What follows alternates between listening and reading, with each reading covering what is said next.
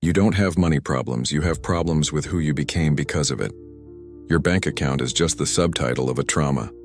The way you spend, save, or avoid money reveals the psychic mask glued to your face when you were still too vulnerable to resist. Redefining your financial identity is not about learning how to invest or budget. It's an exorcism, a ritual to unmake the character fear silently shaped for you. The real strategy doesn't start with practical steps, but with a symbolic revolution. Looking in the mirror and destroying the financial imposter you've been performing. To please your father, to escape the poverty of your childhood, or to prove you're not weak. This video won't teach you how to get rich. It will demand that you die financially so you can be reborn consciously. You might believe your financial identity was built on conscious decisions, personal effort, and a healthy sense of merit. That's a lie. The system sells that illusion because it needs consumers who will defend their own prison. The identity you call me was assembled piece by piece through emotional wounds, absences, comparisons, insecurities, and childhood rewards. Financial freedom doesn't begin with freedom of choice. It begins with destroying the emotional beliefs you don't even know you carry. Your entire financial life is an unconscious simulation. And if you keep trying to change the numbers without changing the symbol, you'll die with a negative soul balance. Picture a child staring at an empty piggy bank. It's not just the absence of money, and it's the absence of affection, safety, belonging. That piggy bank became your identity, and you've spent your life trying to fill it, not with bills, but with compensatory behaviors, compulsion, scarcity, flaunting, denial. That symbol is present in everything you do. Every debt, every purchase, every fear of investing is a childish attempt to fill an emotional void. Redefining your financial identity demands the courage to open that bank and face what's really inside, the child you abandoned. Why now? Because the collapse is no longer external, it's internal. The chronic financial anxiety, the exhaustion from performing a life that doesn't fit your emotional budget, the rage of knowing what to do and still failing. It all points to the breakdown of your financial persona. The system programmed you to consume status, fake control, and repeat emotional scarcity. But the act can't go on. Either you redefine who you are in the language of money, or the persona they built for you will consume you. And why me? Because I was that persona too. I also hid behind financial goals to avoid facing my emotional ruin. I followed formulas, took courses, read books, and failed. Until I realized you don't upgrade a broken character, you bury it. Only after a symbolic death did I begin to build a financial identity rooted in truth, not trauma. You don't manage money. You perform a role. An emotional script written long before your first paycheck. In childhood, while absorbing unspoken rules about right and wrong, success and failure, beauty and shame, you were also internalizing the emotional coding of money. But these messages didn't come as lessons. They came through silence. In your parents' worried looks, their fights over bills, gifts used as apologies, absences justified with, "I have to work." Every scene registered a code, and that code became your operating system. Today you believe you're making decisions, but you're just following old orders burned into your subconscious. Observe how you react to unexpected money, a bonus, a gift, an opportunity. Do you sabotage it? Spend it fast? Pretend you don't deserve it? Or hoard it with fear of the future, even while living in emotional poverty? That's not rational. It's ritual. It's a psychic choreography of survival.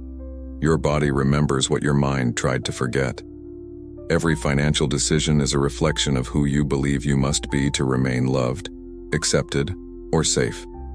If your parents saw suffering as proof of effort, you'll sabotage ease. If they linked wealth with evil, you'll never allow yourself to prosper without guilt. Your financial identity is an emotional collar disguised as character. That's why people fail financially even after studying, planning, and committing. Because changing habits isn't enough. You must confront symbols. You can spend a lifetime following budgets and strategies, but if you don't alter the symbolic foundation of your relationship with money, you'll sabotage everything. The unconscious will drag you back to the original role. The child who learned they're not worthy, not allowed, must suffer. Changing your financial identity begins with this brutal question. Who am I still loyal to when I destroy my own chances? That invisible loyalty is a form of emotional bondage.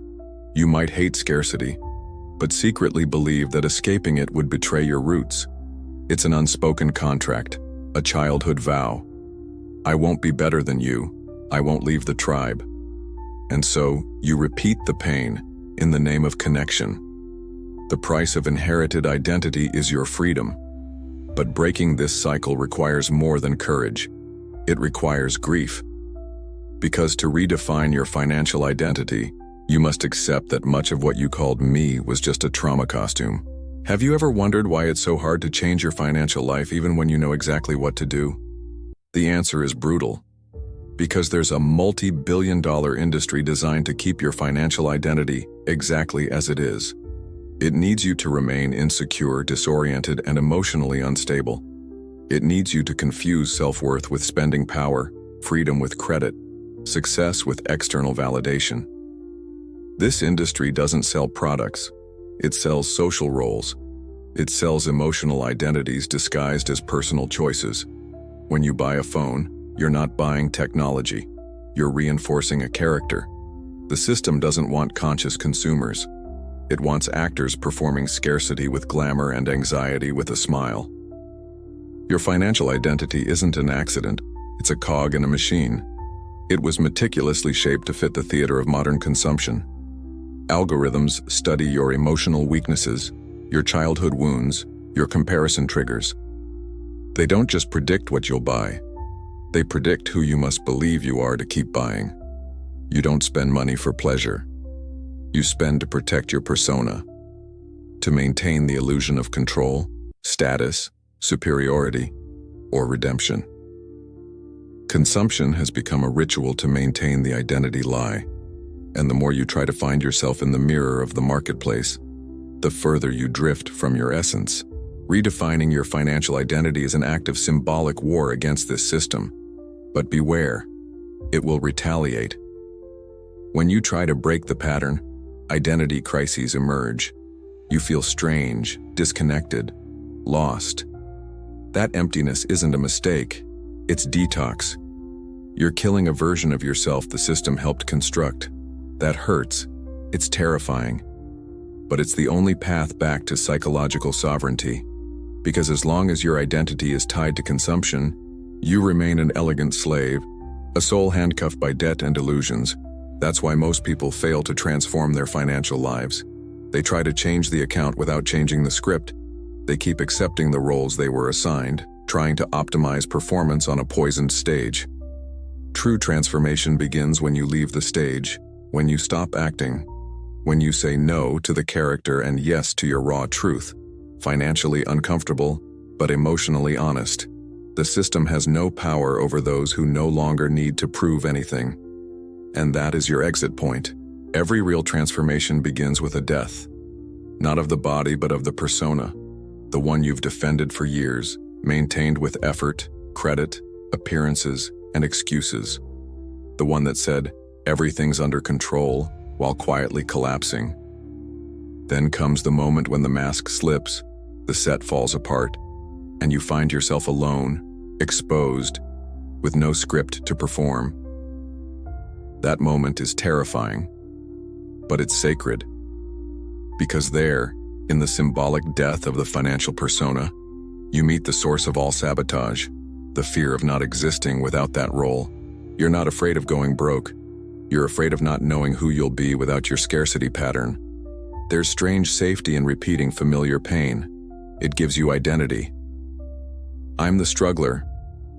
I'm the unlucky one. I'm the one who never had a chance. Destroying that doesn't just free you, it traumatizes you, because you've been taught to recognize yourself through suffering. And when the suffering ends, you feel empty. But that emptiness is not a problem. It's fertile ground. It's the silence where your new financial identity begins to whisper. This is the point where a brutal choice must be made. Either rebuild the old persona with new excuses, or let it rot. This is where most people fail, because the system offers quick fixes to patch up the old identity. Coaches, courses, promises. But none of it works if it's used to support the same wounded self. The true strategy begins with symbolic surrender, letting go of who you were to become who you were never allowed to be. That rebirth demands ritual. You must mark the end. Close the emotional account of your old self. Write the name of the persona on a piece of paper and burn it. End that pattern as if it were a funeral. Not out of hate, but gratitude, because it brought you here. But it cannot take you further. You no longer need to perform scarcity to feel loved. You no longer need to purchase affection, sustain pain, or repeat inherited patterns as proof of loyalty. You are free to become the version of yourself that trauma tried to erase. From this moment forward, every choice is a threshold. Every no to sabotage is a yes to wholeness. Don't expect applause. The world is built to love your personas and fear your essence. But your essence is your weapon, and a financial identity aligned with it is unshakable. That is your true capital. The rest is noise. The best strategy to redefine your financial identity is not a formula. It's a ritual decision, a pact with truth, a daily choice to live aligned with who you really are, not who trauma programmed you to be. This strategy begins where all others fail, in silence, in the space between an impulse to buy and a conscious breath, in the discomfort of not reacting like before. It demands that you become a radical observer of your own patterns, that you see every choice as a mirror, every number as a symbol, every expense as a vote for trust or sabotage.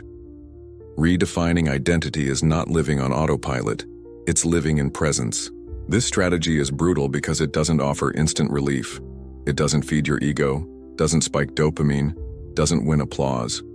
Quite the opposite. It requires you to let go of every emotional shortcut, to stop buying to feel better, stop hoarding to feel safe, stop flaunting to feel seen. The new financial identity is not externally validated. It is born from within and expressed through your lifestyle.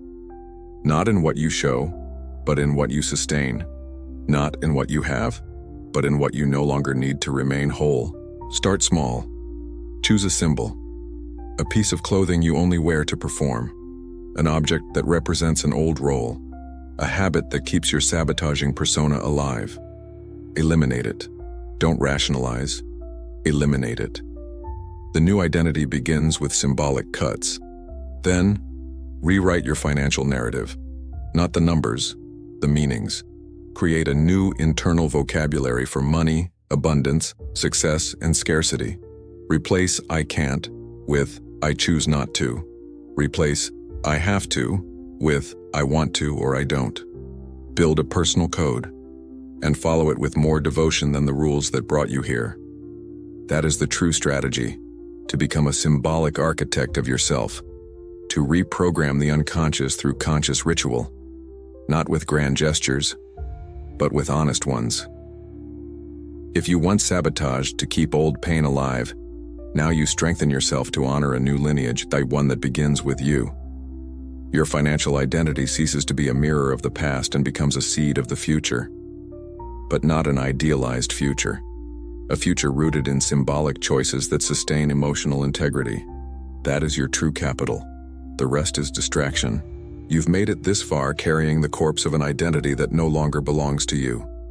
From now on, every financial decision will be a symbolic fork in the road. Either you reinforce the old character, or you honor the self under construction. There is no neutral choice.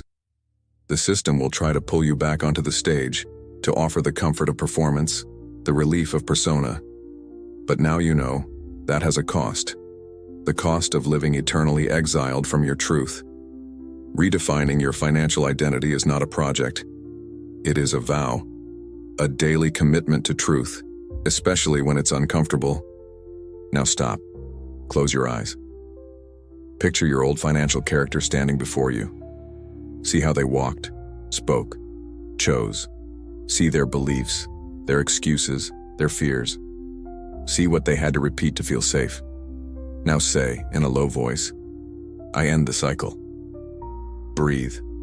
Picture that persona walking away. Not with hate, with gratitude. They brought you this far, but they can't take you further. You no longer need to perform scarcity to feel accepted. You no longer need to purchase affection, sustain inherited pain, or repeat ancestral scripts for love. You are free to become what trauma tried to prevent. From this moment on, every decision is a brick in the foundation of your new identity. Each time you say no to sabotage, you say yes to your truth.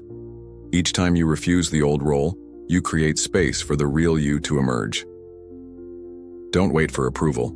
The world is built to love your characters and fear your essence. But your essence is your weapon. And when your financial identity aligns with it, you become untouchable. That is your real inheritance. The rest is noise. You were never really spending money. You were acting out a trauma script in financial language. This video ends, but the deprogramming begins now. The tools are not resources, they are weapons. To dismantle the persona that was never yours and rebuild a mind no longer shaped by lack. Leave your comment as a ritual of rebirth. What financial character are you burying today? Share this with someone still trapped in the role of scarcity. Subscribe and join those who refuse the performance and rebuild from brutal truth. Who you are in money is who you believe you deserve to be in life.